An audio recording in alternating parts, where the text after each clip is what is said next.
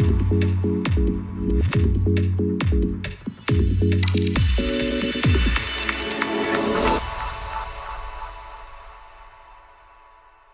I say enough is enough, that is for me, it's partly a frustration with excuses for inactivity, but it's critically about a real strong belief that I have that good enough now is better than perfect later. There was a comment made earlier, I think Andy you made it, don't let's make perfect the enemy of the good.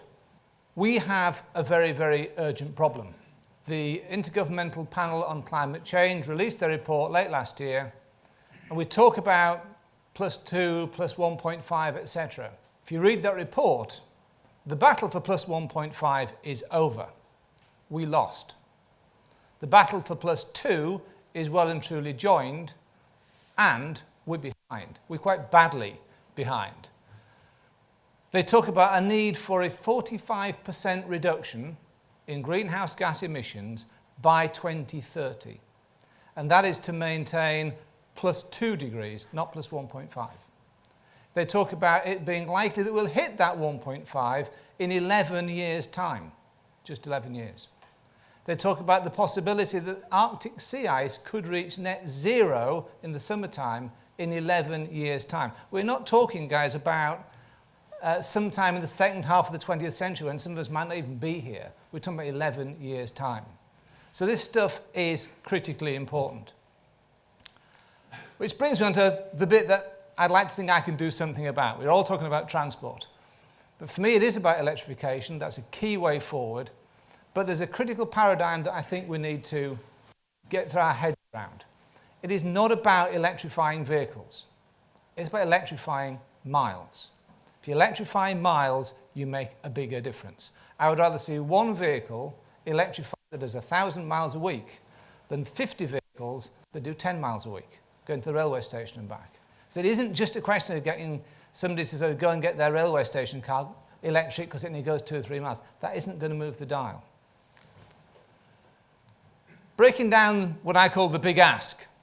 If you want 45% of all greenhouse gases cut from road transport by 2030, that means you need 45% of all the road transport freight miles done at zero carbon electricity by 2030.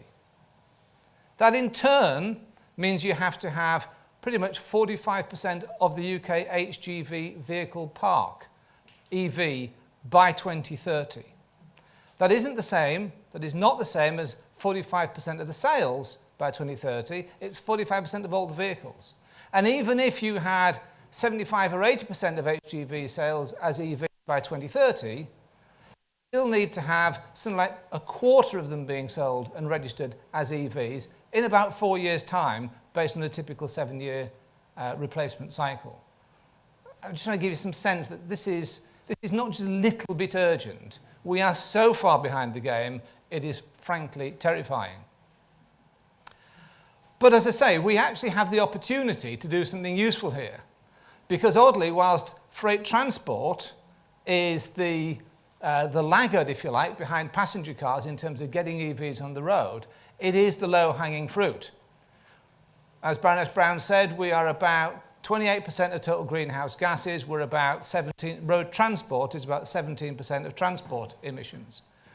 And road transport is in so many ways the low-hanging fruit. It's the easy top slice that we can get off first. And the reason is your average passenger car burns less than 1,000 litres of fuel in a year. Your average truck burns more than 10,000 litres of fuel in a year. Your average motorist controls one car. A fleet manager may well control dozens, even hundreds of vehicles. And therefore, if you can get a fleet manager to convert across to a zero carbon solution, you can get a decision that is up to 1,500 times, at least, more effective at moving the needle than if you get one person changing their passenger cars. Now, the other real key thing why road transport is a low-hanging fruit is that road transport vehicles operate from depots. There was a useful set of slides earlier that talked about infrastructure, that you've got your car, you need the road. You've got your smartphone, you need the masts. The same thing is true with EVs. You have to have charging infrastructure. All these trucks run from a marvellous technological advancement called a depot. A depot is a purpose-built place where you can park, where you can actually get the damn thing in a place. I've driven HGVs in London. You couldn't park an HGV in London anywhere to take a driver's break, much less find a charging point. The depot you can. And even if it's sometimes at a painful cost, Peter's found out, you can put the infrastructure in place. I was actually with a customer just last Friday down in Somerset, and they put 3.3 megawatts of PV on their warehouse roofs. And then they've got a 3 megawatt battery pack, lead acid, to cover the balancing of it. So they can then charge EVs along it. 60% of all UK vehicles from 7.5 tonnes upwards are rigids. Anybody who knows much about the transport business will know you can go around looking at rigid vehicles all day long and you'll find very, very few with sleeper cabs. All those rigid vehicles, whether they're bread vans, supermarket vans, RCVs, tipper trucks, whatever, they're all going back to base every night. Every single one of them actually going back to base every night. All those vehicles, therefore, are doing around 100 odd miles a day, sometimes a bit less. Therefore, those vehicles are all prime candidates for electrification because they can be slow charged overnight, day in, day out. And here's my point. If we can get those 60% of vehicles converted to electricity over the next 10 years, then transport can meet or even exceed that 45% of all miles covered target. So it is possible. But there's a problem, and that is that battery electric vehicles do not have constant range. That's where we get range anxiety from. I personally drive a BMW i3 with a range extender, funnily enough. Last summer, I once got 98.8 miles from a battery that was rated at roughly 85. In the really deeply unacceptable coldness of this past winter, which in fairness was not a particularly cold winter, I got down to 51. So you got almost a 2-to-1 variance, and that is just because it's chemistry. And there's a consequence to that. So if you've got, in this case, 51 miles is the worst you've sent. If you're a fleet operator and you're sending out goods to customers, 1 day in 100 when that vehicle does not get back to base because the battery's gone flat is 1 day too many. 1 day in 200 is too many. So if you know it might only do 50 miles, you'll never send it out more than 40 because you never know whether you've yet seen the very worst it can do. That means that if you want a 100-mile duty cycle, you can spec this thing with 250 miles worth of battery, most of which you won't need 90% of the days. That battery, even at today's money, when they have come down significantly, by the time you've actually packed it and built it, is about £230 per kilowatt hour. It's about 11 kilograms per kilowatt hour installed. And I apologise for the use of notation and units, but there we go. That's what I understand.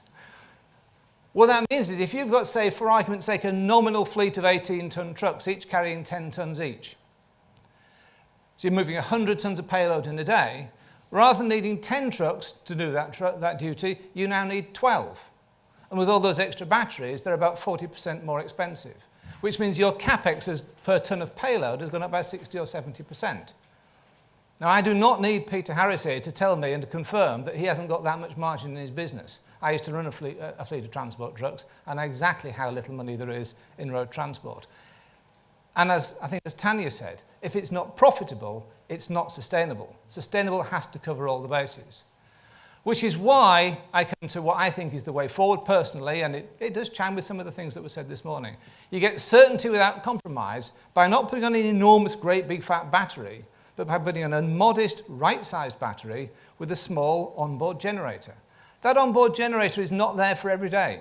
I describe it as being like the spare wheel on your car. Exactly the same as my little BMW i3. I've done 30,000 miles in my i3 in 10 months. So I get around a bit. 28,000 of those miles I've done without the range extender. 2,000 I've done when I've gone to see my dad in Yorkshire or wherever it may be on a longer journey. But 95% of my miles have been done off the grid. And this is how a range extended electric vehicle should work. And if you've got a back-to-base vehicle with a 100-mile daily duty cycle, you can fix for that. You can fix for it very, very readily. And what it means is that it will do at least 90% of its miles at zero tailpipe every day, and it'll do 100% of its miles at zero tailpipe on many days. And across the life of the vehicle, it will save 90 to 95% of its emissions. And I guess my point is very, very simple. 90 to 95% of its emissions. That also means you're getting 90 to 95% of your miles off the grid. Those miles save you something like 30 pence per operating mile, and that makes the economics move from being prohibitively expensive to substantially attractive. If you make it attractive financially, then you'll get the take-up. And that is how we're going to get this job done. I finish with one of my favourite quotes of all time from General George S. Patton. A good plan violently executed now is better than the perfect plan executed next week. To my mind, the use of a range extended system, which is a variety of hybrid, where you use 95% of your fuel on the grid and 5% as a balance if and when you need to, that is a good plan.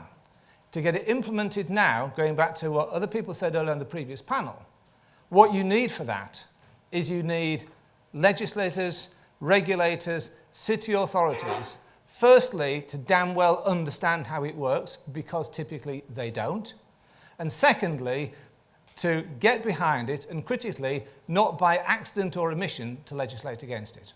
Thank you.